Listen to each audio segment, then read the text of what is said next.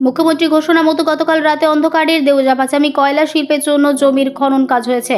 এরপর আজ বেলার দিক থেকেই দেউচা-পাচামি এলাকায় 4 জায়গায় সরকারি ক্যাম্প করা হয়েছে। মূলত মথুরা পাহাড়ি, সাগরবাঁধি, চাঁদা এবং গাবরাবাথান এই 4 জায়গায় ক্যাম্প করা হয়েছে।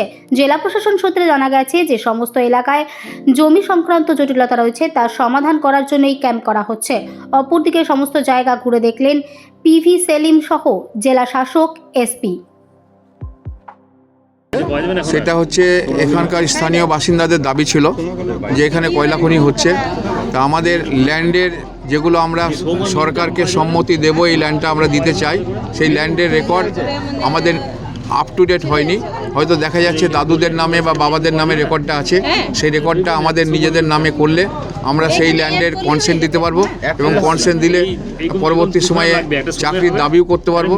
অতএব ল্যান্ডটা আপ টু ডেট রেকর্ড হওয়া দরকার, এই দাবিটাই তাদের ছিল। অনেকে পাট্টা পেয়েছে, সেখানে রেকর্ড হয়নি হয়তো, সেইগুলো আমরা পাট্টাদারের পজিশন আছে কিনা সেটা ইনকোয়ারি করাচ্ছি এবং যারা যারা ওয়ারিশ হিসাবে দাবি করছে, প্রধান সার্টিফাই করছে, সেটাও আমরা লোকাল ইনকোয়ারি করিয়ে নিচ্ছি আরআইকে দিয়ে। সেই সমস্ত পেপারস নিয়ে গিয়ে আমরা অফিসে গিয়ে সেই পর্চা রেডি করে তাদের হাতে নেক্সট দিনে তুলে দেবো। এবং আজকে আমাদের সকালে জেলা প্রশাসনে ডিএম সাহেব রয়েছেন, এখানে এসপি সাহেব আছেন, ও সবথেকে ইম্পর্টেন্ট আমাদের এমপি সাহেব রয়েছেন। ও সকালের প্রচেষ্টায় ওর এই এলাকার মানুষের ওরা চাইছে বলে আজকে আমরা ভালোভাবে শুরু করতে পেরেছি, আর এটা চলবে।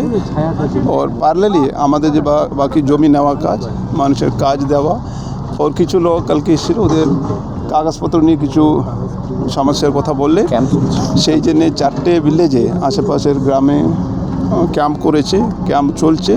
যতক্ষণ এদের জমির কাগজ নিয়ে সমস্যা থাকবে ততক্ষণ ক্যাম্প চলবে।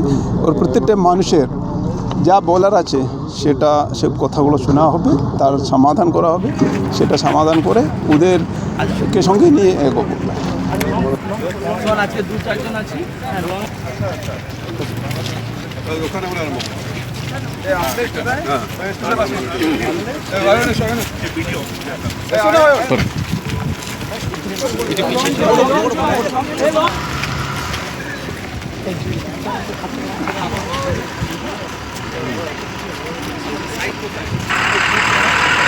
একটু লং নিয়ে সবাই